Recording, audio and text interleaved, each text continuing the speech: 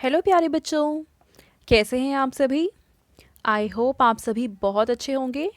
बच्चों, इस वीडियो में हम डिस्कस करेंगे कक्षा 8 की वर्कशीट नंबर 35, जो कि 10 दिसंबर 2021 की वर्कशीट है और आज का विषय है सामाजिक विज्ञान।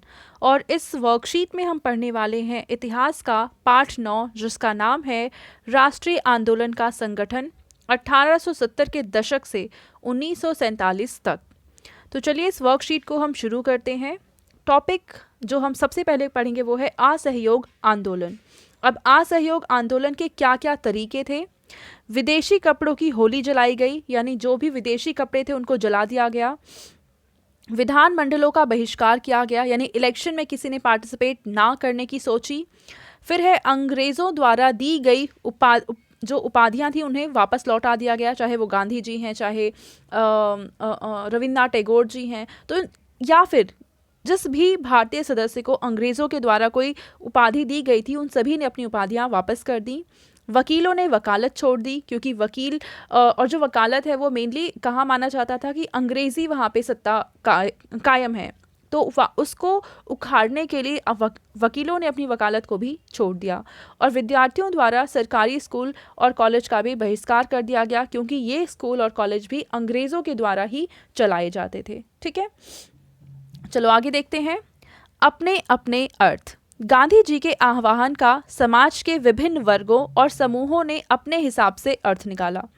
तो गांधी जी ने इस आंदोलन को जब शुरू किया था तो किसी को उसका मतलब नहीं समझ आया था। हर किसी ने उसका मतलब अपने अनुसार निकाला और अपने अनुसार ही इस आंदोलन के लिए रिएक्ट किया।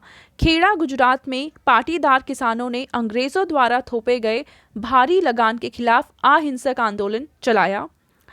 अगर हम तटीय आंध्र प्रदेश और तमिलनाडु के भीतरी भागों की बात करें तो यहाँ पे शराब के दुकानों की घेराबंदी की गई। आंध्र प्रदेश के गुंटूर जिले में आदिवासी और गरीब किसानों ने बहुत सारे वन सत्याग्रह किए, यानी जिनके पास जो चीज़ें थीं, जिनमें प्रॉब्लम्स थी, उसी के खिलाफ उन्होंने आवाज़ उठानी शुरू कर दी।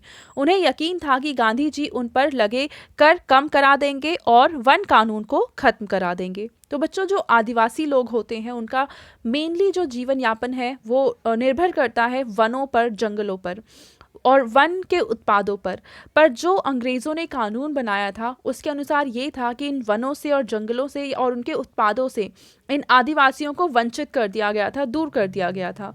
तो इसलिए उन्होंने इसके खिलाफ आवाज़ उठाई थी।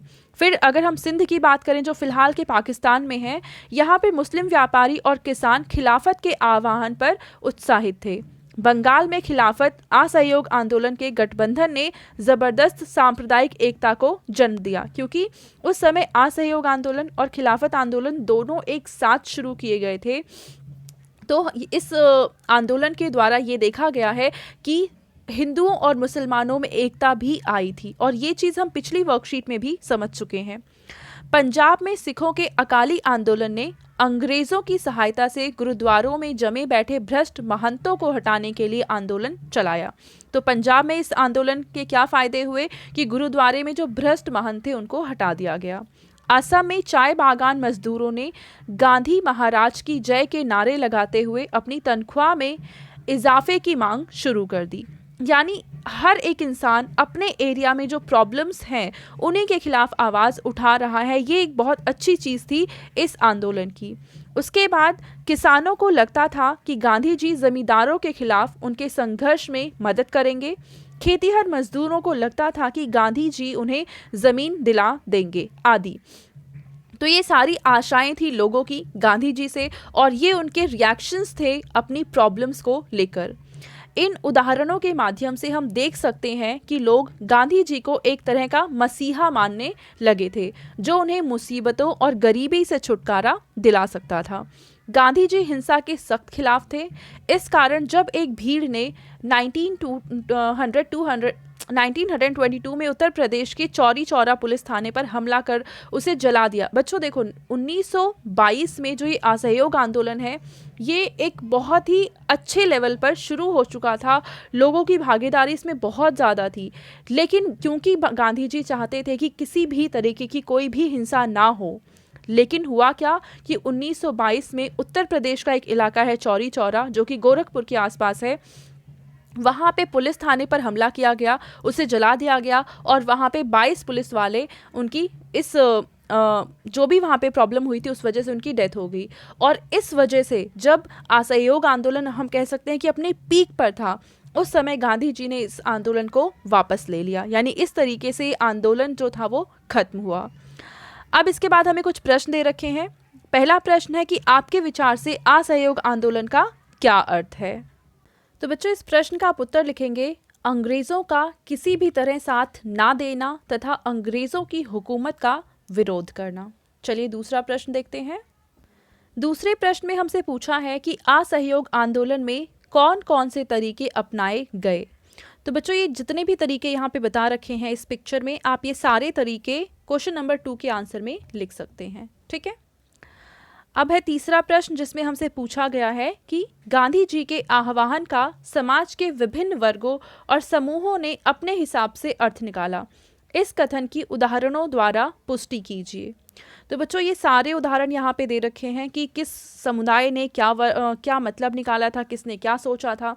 तो इसमें से आप कोई 3-4 पॉइंट भी लिख देंगे तो वो काफ़ी होगा ये समझने में कि किस तरीके से समाज के हर वर्ग ने इस आंदोलन का जो मतलब है, अर्थ है, वो अपने हिसाब से अलग अलग निकाला था। ठीक है, तो इनमें से जो भी आपको ज़्यादा अच्छा लग रहा है वो पॉइंट आप लिख देंगे। इसके बाद है चौथा प्रश्न कि गांधी जी ने असहयोग आंदोलन को वापस लेने का फैसला क्यों किया।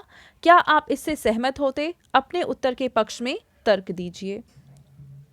तो बच्चों जो यहाँ से लेकर यहाँ तक जो प्रश्न है उसका उत्तर तो यहाँ से लेकर यहाँ तक आ जाएगा कि गांधी जी हिंसा के खिलाफ थे और इस कारण एक भीड़ ने 1922 में उत्तर प्रदेश के चौरी चौरा पुलिस थाने पर हमला कर उसे जला दिया, जिससे 22 पुलिस वाले मर गए। तो गांधी जी ने असहयोग आंदोलन खत्म कर दिया। ठीक है, अब इसके बाद जो प्रश्न है कि क्या आप इससे सहमत हैं, तो अगर आपको लगता है कि कि ये जो किया गया था गांधी जी के द्वारा ठीक है तो आप हाँ लिखेंगे, और अगर आप इस चीज़ से सहमत नहीं हैं तो आप नहीं लिखेंगे। और आप सहमत क्यों हैं और सहमत क्यों नहीं है उसका भी आप आंसर लिखेंगे। मेरे हिसाब से अगर मैं बात करूं तो मैं इससे सहमत हूं, क्योंकि गांधी जी हिंसा के खिलाफ थे और हिंसा के प्रयोग से समाज में बहुत ज़्यादा कियोस पैदा हो जाता, तो उसको रोकने के लिए गांधी जी ने ऐसा किया होगा। ठीक है, तो इसलिए मैं तो इससे सहमत हूँ, लेकिन अगर आपका विचार इससे कुछ अलग है तो आप वो भी आंसर में लिख सकते हैं। ठीक है बच्चों, तो ये थी आज की हमारी सोशल साइंस की वर्कशीट एंड आई होप आप सभी को ये वर्कशीट अच्छे से समझ में आई होगी। एंड अगर आपको ये वीडियो पसंद आई है तो इसको ज़रूर लाइक करें, अपने फ्रेंड्स के साथ भी शेयर करें और इस चैनल को सब्सक्राइब करें। Thank you.